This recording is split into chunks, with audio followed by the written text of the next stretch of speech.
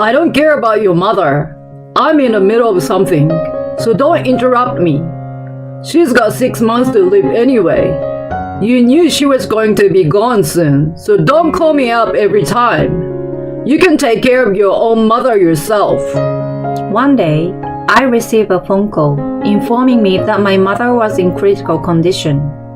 When I rushed to call my husband, he spat out cold words at me, as if he had no regard for human life. I sat there in a daze with the phone in my hand, thinking about my mother. I wanted to show her how happy I was with my marriage. I believed it would be the greatest repayment I could give her. But now, I might not be able to fulfill my promise. I wiped away the tears that were welling up in my eyes and ran to the hospital. I'm sure my husband is still so absorbed in his hobbies that he has forgotten about our phone call, unaware of the unexpected tragedy that awaited him after that. My name is Sophia. I'm a 27-year-old housewife living with my husband Emery, who is 2 years older than me. I met him when I had just graduated and joined an IT company. I'm Emery, and I will be training you starting today. Nice to meet you. Nice to meet you too. Emery became my immediate senior. He was fast at his work and was admired as an elite within the company. He also had many hobbies, such as karaoke, bowling, darts, and baseball, and always seems to enjoy talking about his private life. Emery was the kind of person I admired and adored. When I was 26 and he was 28, we started dating. And after 3 months of dating, we decided to get married. There is a big reason why we got married in such a short period of time. It is because my mother was sick in the hospital. My mother was unmarried when she gave birth to me, and she raised me all by herself. However, she had a chronic illness that often caused her to have breathing problems and nausea. I did my best to support her during those times, and we lived together so I could help her out. Then one day, my mother's chronic illness rapidly worsened, and she was finally told that she had only 6 months to live. She was so shocked that she could not stop crying. But when I told her about our marriage, she said, "Sophia, congratulations! Please live happily for me." She congratulated me with a big smile on her face. As a last act of filial piety, I could perform as a daughter. I vowed to raise a happy family with my husband. When I got married, I quit my job and became a full-time housewife. I struggled with housework I was not accustomed to, but I was doing my best for my husband, who was working hard. Then one day, my husband came home from work and said to me, I've got a new hobby. "What's this new hobby of yours?" Fishing. A friend of mine invited me to try it, and I'm totally hooked. Husband is overjoyed to have found a new hobby, fishing. However, his addiction to fishing was clearly unusual compared to his other hobbies. Whenever my husband had a day off from work, he would go to the beach with his friends. At first, I was happy that he seems to be enjoying himself. But the more times he went, the more expensive the fishing rods and lures he bought out. My husband even said, I've chartered a fishing boat. I was taken aback when he said this. "You've been spending too much money on fishing lately, haven't you? That's why you don't give me much money for living. It's fine to have fun, but for the sake of the family budget, why don't you moderate your spending?" I was worried that our finances were getting tighter and asked my husband to be mindful of it. But my husband, with a nonchalant look on his face, says to me, It's my hard-earned money. What's wrong with spending it on what I want to do? Why don't you just make it work for you? I can't hide my surprise at the fact that he leaves everything about our life to me. Then, my husband tells me a fact I never expected. I've told my mother that the food you make is lousy. Learn from my mother, a senior housewife, and cook properly from now on. Unbeknownst to me, my husband had been complaining to my mother-in-law. Since her husband passed away a few years ago, she has been living alone in a house some distance away from us. My husband was worried about her, so he went to check on her from time to time, and he told her how stressed out he was about me.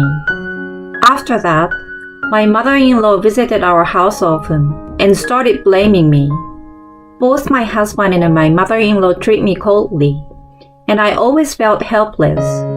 When I talked to them about money, they insisted that I should take care of it myself, so I spent my days visiting my mother, draining my savings from my unmarried days. I was willing to put up with it for my mother's sake, but my savings were running out faster than I expected. I don't have much money left. Please give an actual allowance. I told you I don't want to. I mean, it's a waste of money to visit your mother. I hope she dies already. My husband was insane. He says my food tastes bad, and he doesn't care about my mother.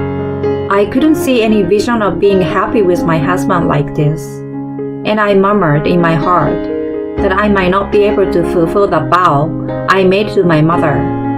A few days later, on a cold night, I received a call. It was from the hospital, where my mother was hospitalized, and I suddenly broke out in a cold sweat. I was afraid that something might have happened to my mother. I fearfully pressed the receiver button on my cell phone. Your mother has been rushed to the emergency room and is in critical condition. I heard the doctor's voice. Okay, I'm on my way. With that, I hung up the phone and immediately called my husband. Hello? I'm in the middle of something.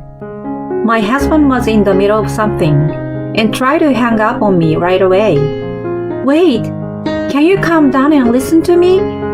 I just got a call from the hospital that mom's life is in danger, so you need to come to the hospital right away. I'm on my way too. However, my husband doesn't change his tone and says to me, Why do I have to go? It's your mother's business, so why don't you go alone? I'm just enjoying a night of fishing. Don't bother me. He shouted at me and hung up the phone. I was stunned by my husband's attitude, as if he was a stranger to me. How could he be so heartless when the life of someone he cared about was in danger? It was my husband who should be on his way to the hospital rather than me. I felt an uncontrollable anger welling up inside me. I want to run to my husband right now and slap him. But right now, there was no time to lose. I gave up hope that my husband would come and headed for the hospital as quickly as possible.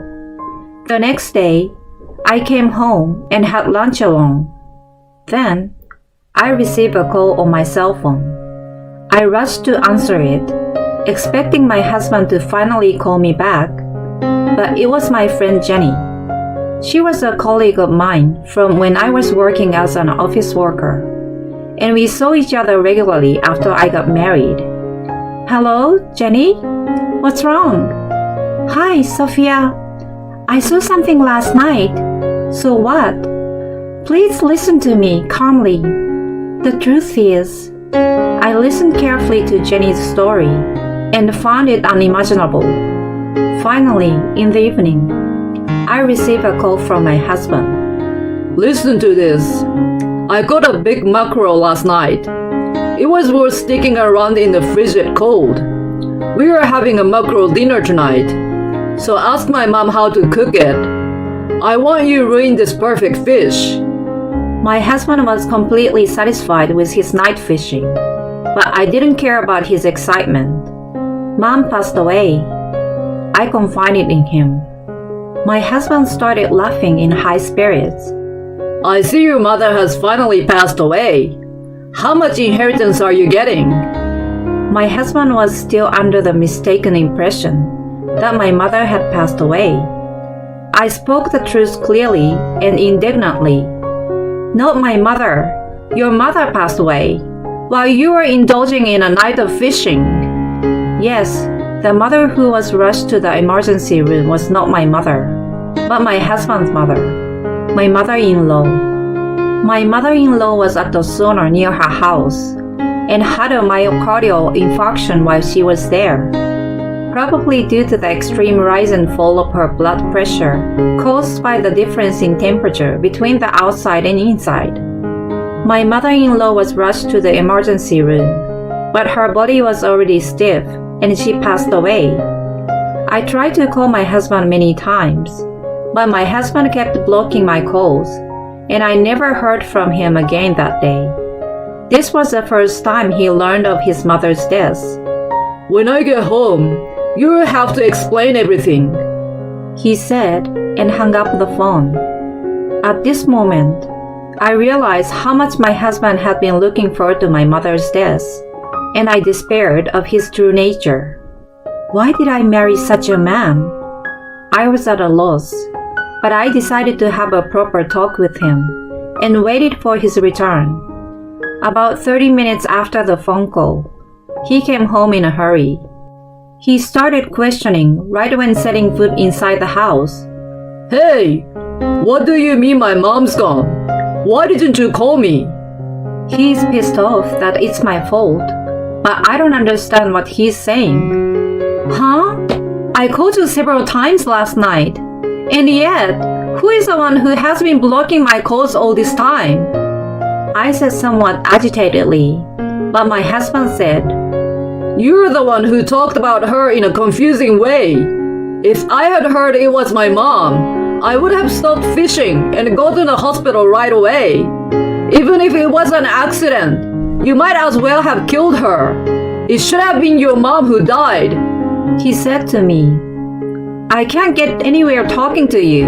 You're crazy to think you can say such a thing.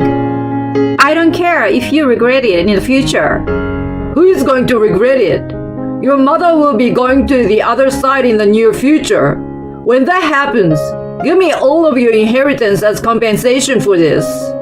I finally told him to leave me alone and locked myself in my room. 3 days later, my mother-in-law's funeral was held.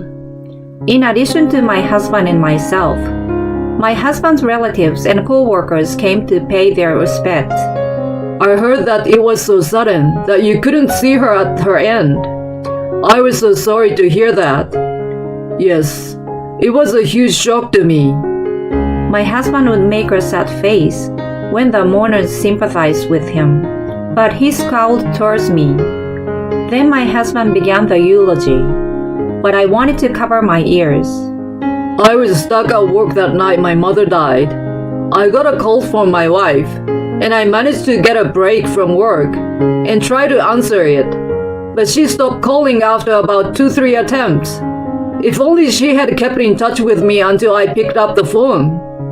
My husband was giving a sobbing speech about how it was my fault when he was obviously lying, and me being annoyed inside, saying, "What the hell is he talking about?"